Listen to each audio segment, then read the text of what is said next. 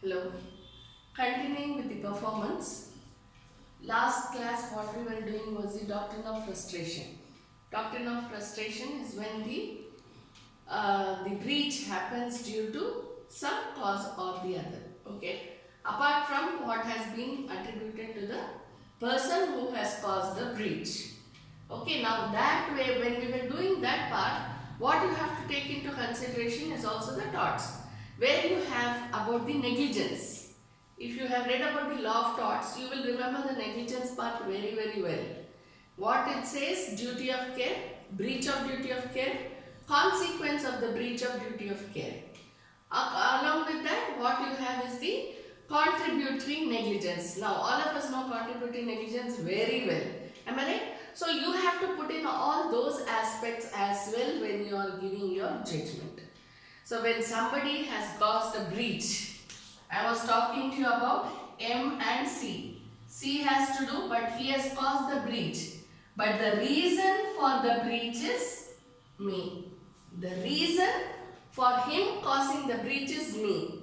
Then me as one of the parties would be accused of contributory negligence, right? So here when we are talking about this breach particularly, when we are talking about the performance, what you have to see is one, the whole performance.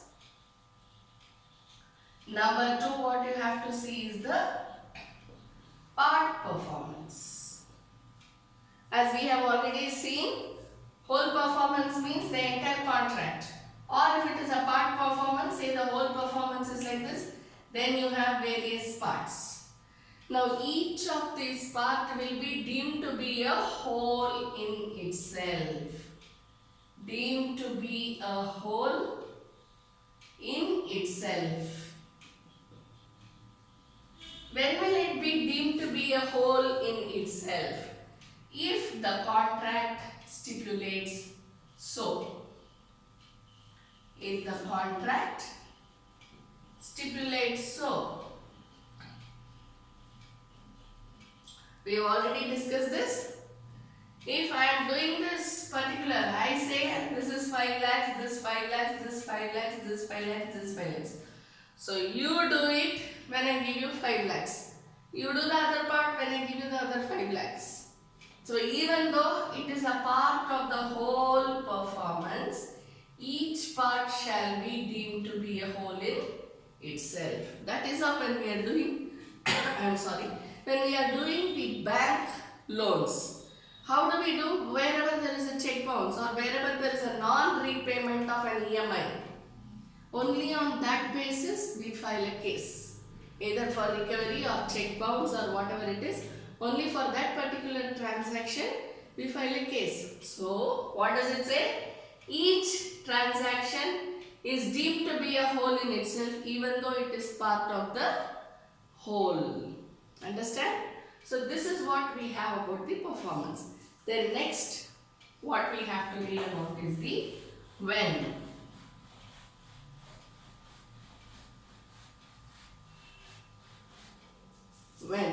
When should a performance take place? When should a performance take place? Very simple. According to the time period given in the contract. That's why you see some of the contracts, if you just read, if you go through, okay, some of the contracts, what does it specifically mention? Time is the essence of the contract. Just go through some of the contracts, you will get to know it. Time is the essence of the contract. If this is so, then what you have to see? You have to know that the contract is based on time period. Some of the contracts would be based on the purpose. Some of the contracts would be at will. What does all these things remind you of? It reminds you of the types of partnerships. Am I right? Types of partnership, when you are going through that, you will know all these things. You have read it. Right? So, according to time, according to the purpose, at will, usually this doesn't come up when it comes to actual performance contracts. See, partnership is a different type of performance. But where it is actual performance of doing some activity, it will not be at will. There will be time based. Either it will be time based or purpose based. That's how most of the contracts work. Because it is activity based. Okay. So when, this is how. Then next we have to go to how. What is how? In what manner the performance should be done. When we are talking about the manner of performance, what do we talk about? How it should be done. How should it be done? As required by the first party. See, if I am getting into a contract with a contractor, then I will tell all the terms and conditions. So it will be as required by the first party. Second one, as per the professional standards.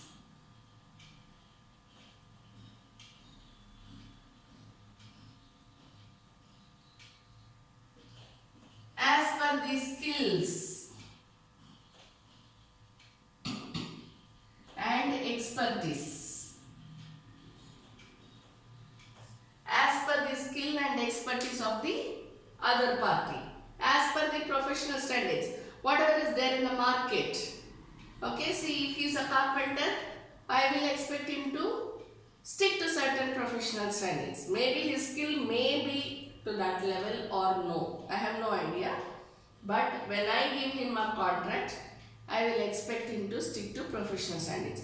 So when this also doesn't happen, any of these, okay? When any of these don't happen, even then it will amount to breach of contract. So breach of contract doesn't necessarily mean that there is no performance at all on the other part, by the other party. On the other part means by the other party who should perform. It is not no performance at all. It may be no performance, it may be no part performance, it may be no quality performance, it may not be performance within the time period, right? So it can be anything. Purpose of the contract will be something else, but the person will be doing something else. You understand? So in that case, if it is not related to the activity of contract, then it will amount to breach. Clear? A performance mainly deals with what is breach and when is it considered to be a breach. So performance, when you say, you should always remember whole performance, part performance, and when will you deem a part performance to be a whole performance.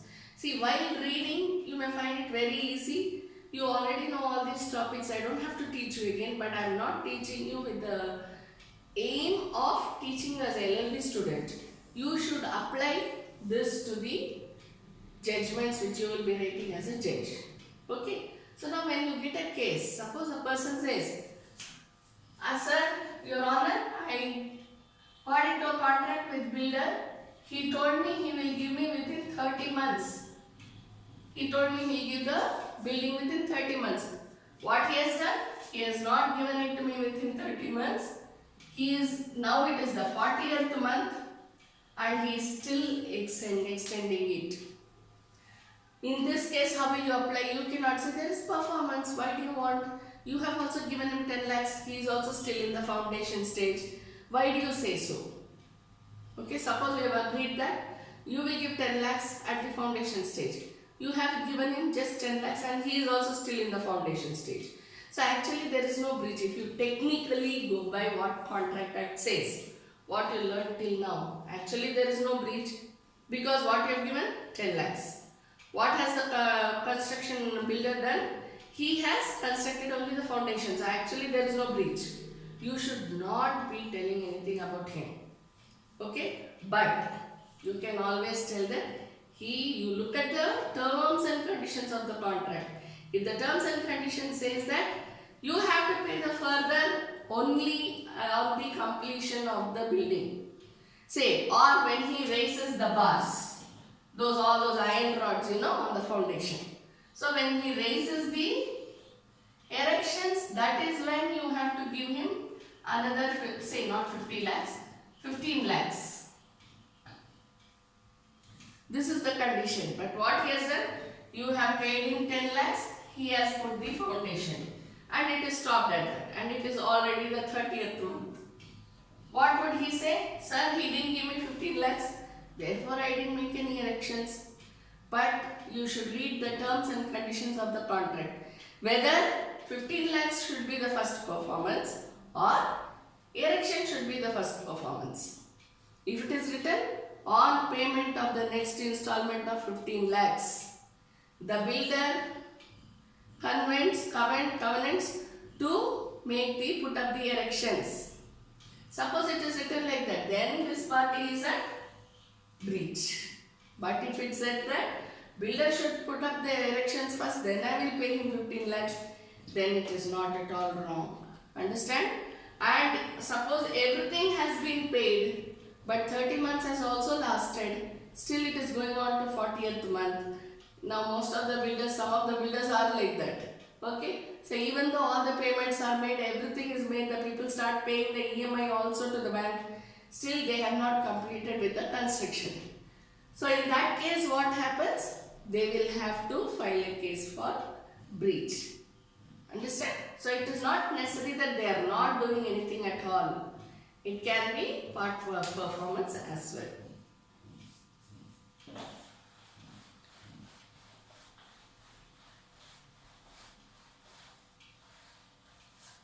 Next we go to the topic of breach itself.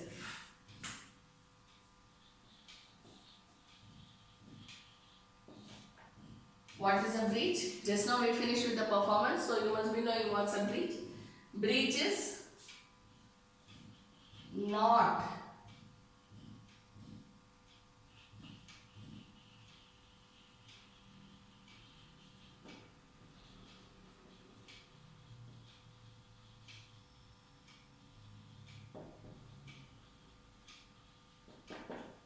simply put, it means not performing to the required extent. Not performing the required work.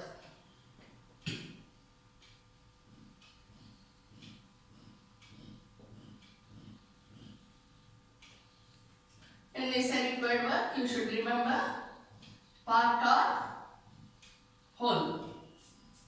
Okay, this is what we were discussing till now, so it would be boring if I discuss again.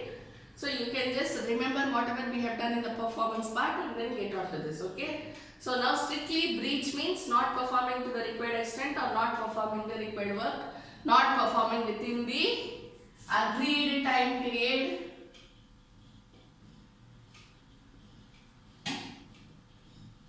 Any of these, okay? Now, breach. In order to go to exactly what is breach, when you are looking at a case as a judge, how you should see? First you should see whether there is a duty of care. You may feel I am getting into the nitty-gritty of torts, but this is essential if you have to know what is breach, okay, as a judge. So what is duty of care? There is a duty to take care. How will you take care of something? Due diligence. You remember this, am I right? Due diligence is required. Diligence means what? Doing the work appropriately. If I am a lawyer, I should do my lawyer work appropriately. If I am a CA, I should be doing my work according to what is required of me. Right? That is known as duty of care. If I am a doctor, I should take care about how I treat the patients, what is the medicines that I give, everything I should take care. Clear? So duty of care. So what is important? Existence of duty of care. Clear? Next one. Breach of duty of care. This duty of care, where it is existing. Remember, existence of duty of care is very, very important. Why? Because if there is a right to sue, then there should be right or liability. Am I right? Remember always. Okay? For the right to sue to start, what you should know is there should be a right or liability. So only when there is an existence of duty of care will there be a liability on the part of the other party. Only when there is existence of duty of care there will be a right to sue. Only when there is existence of duty of care, I can tell the doctor who treated me was not doing well. What he was doing was not right. There should be existence. If I had met the doctor 10 years back, I had taken treatment 10 years back. After 10 years, I cannot go around telling everybody and filing a suit saying that the doctor is guilty of negligence. Can I do that? No. Unless there is some repercussions due to the treatment which he gave me 10 years ago. Understand? So there are a lot of things which go into the right or liability. Just like that, I cannot go around saying people, you know what, I took treatment 10 years back and because of that this is the result. I cannot speak like that. So how should I do? I have to show that there have been repercussions due to that treatment. Therefore, there is continuation of existence of right and liability. Continuation of. Understand? Either there should be existence or continuation of existence. There should be existence or continuation of existence of duty of care. Next would be breach of that duty of care. Which duty of care? For what there has been a contract. Third one, consequence of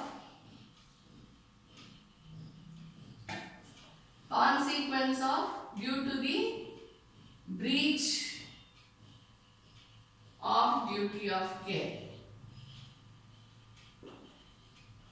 See, in fact, there has absolutely been no harm which has been done due to this breach of duty of care. I don't get any right to sue. There exists a liability of duty of care. There exists a liability of breach. But it depends upon what damage I am suffering. Understand? So, when we say what is the consequence, this is what is the essence of breach, the basis. How you will look at breach. This is how you look at breach. Okay? Now we go to the types of breach.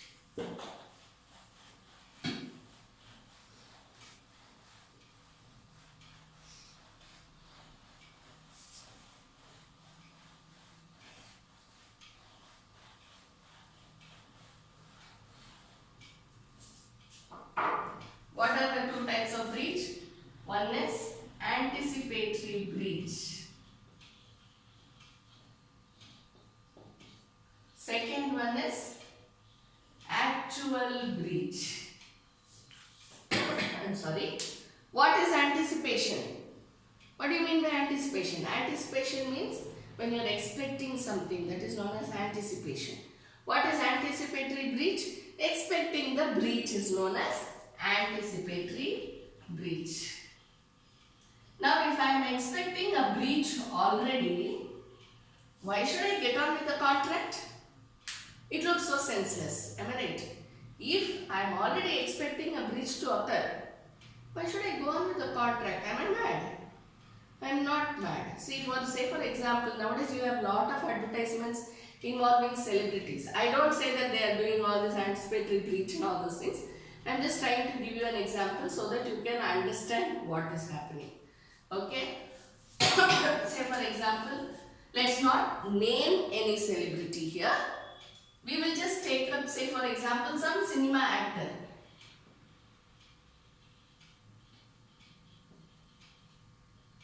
There is a cinema actor, movie actor who comes on to an advertisement, say a toothpaste advertisement.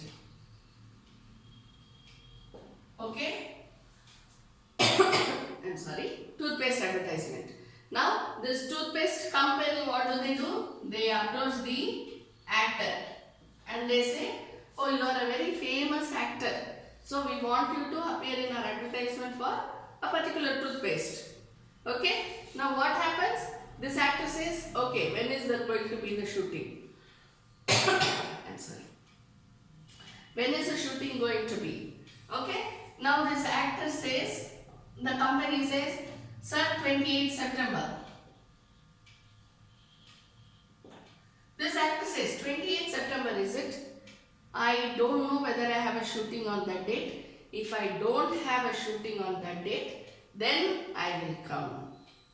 Otherwise, you may have to postpone the shooting date. The company says it's okay, no problem. We are ready to wait for you. If you can, please make it on 20th September.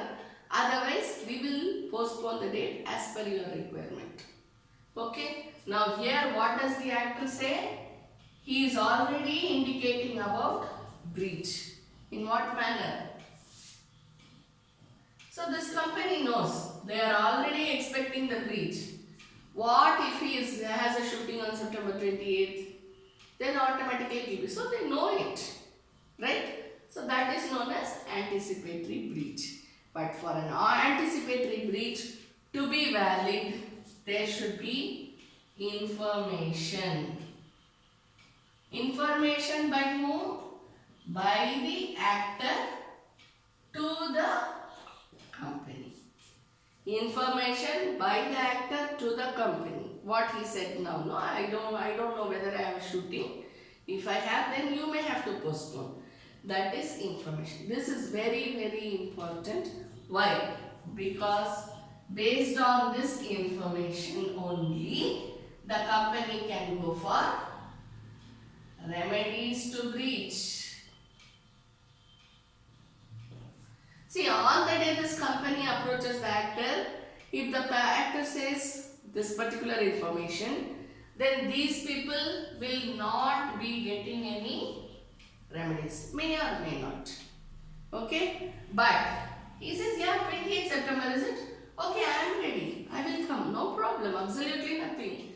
And on 27th September night, he calls up, or when the company calls up the actor says, oh, I am so sorry.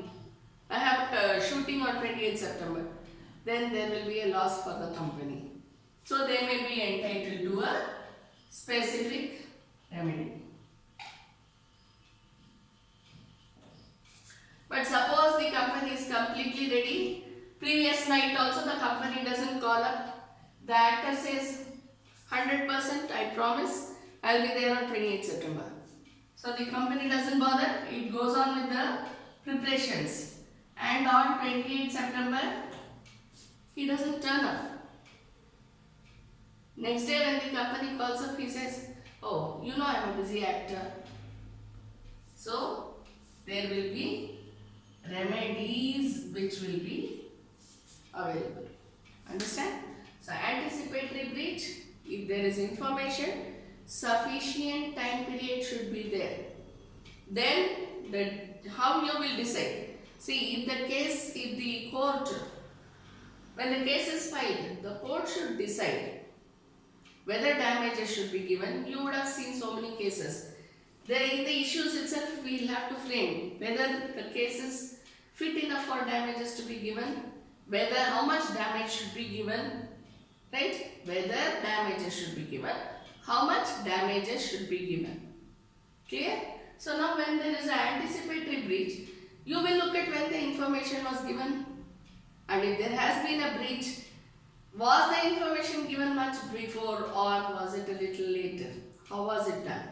So this is how you will have to look at the anticipatory breach part. And then you have to decide whether the remedy which has been asked for by the company should be given or not. So the remedy depends upon what type of breach it is. Clear? Okay. Thank you.